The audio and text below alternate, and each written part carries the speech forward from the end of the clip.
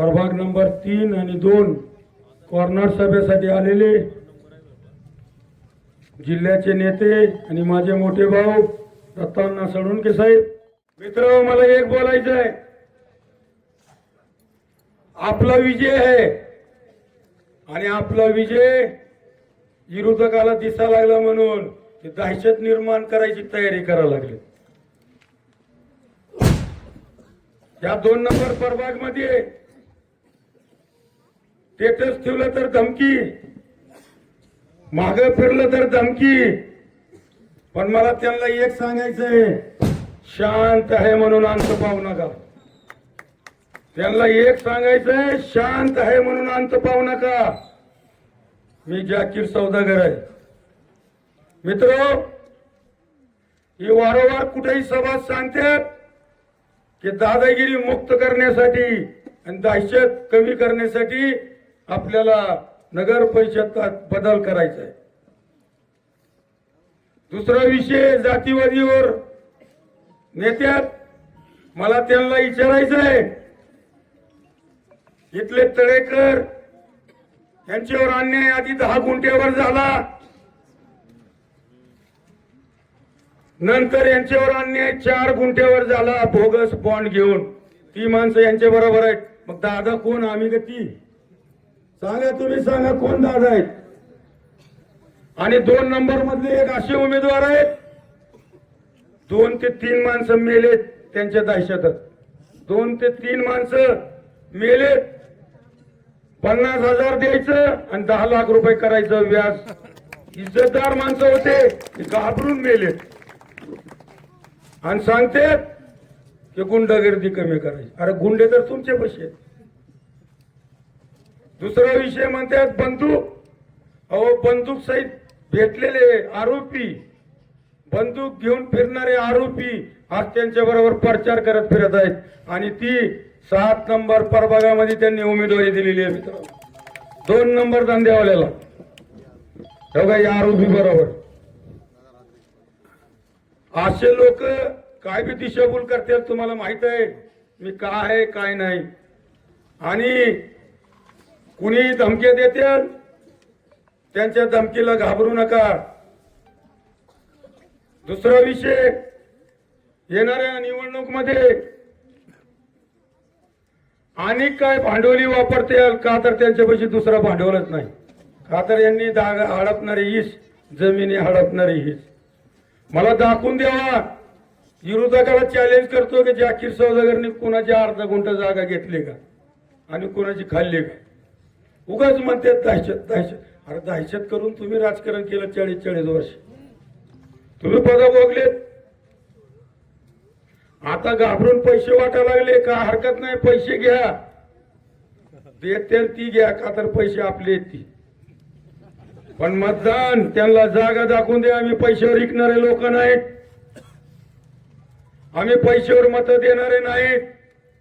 आम्ही मत देणार आहेत आमचे संघ रात्रंदिवस झटणारे माणसांना, रात्रंदिवस झटणारे उमेदवाराला.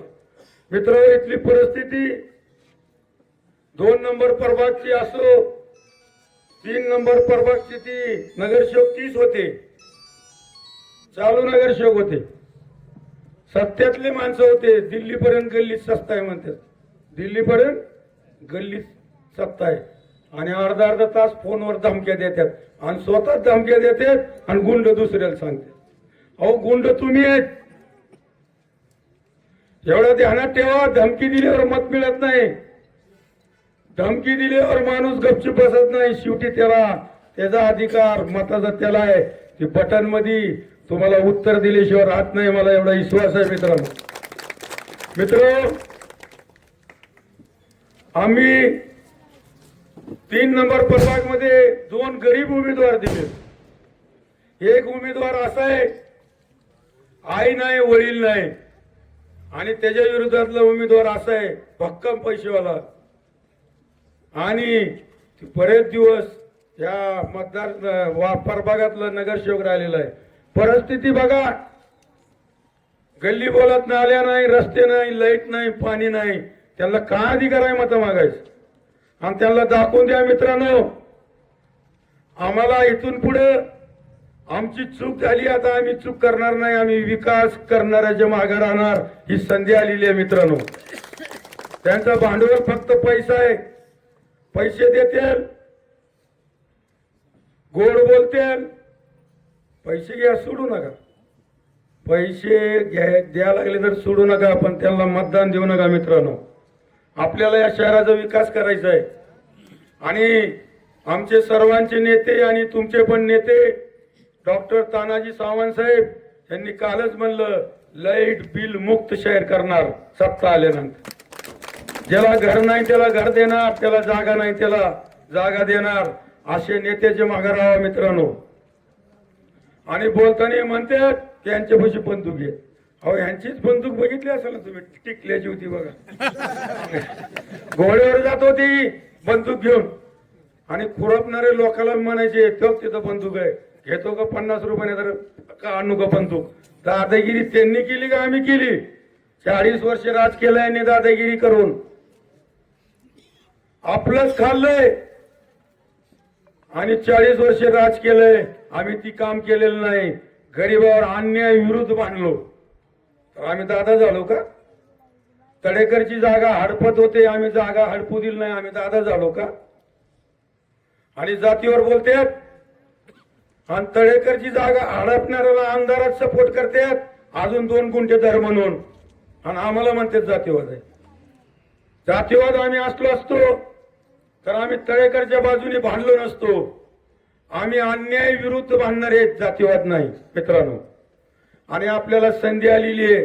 येणाऱ्या 2 तारखेला 1 नंबर प्रभाग, 3 नंबर प्रभागचे उमेदवार 2 मदन देशमुख, गुन्नार पठाण, सरफराज खुरेशी, फरजाना मुजवर.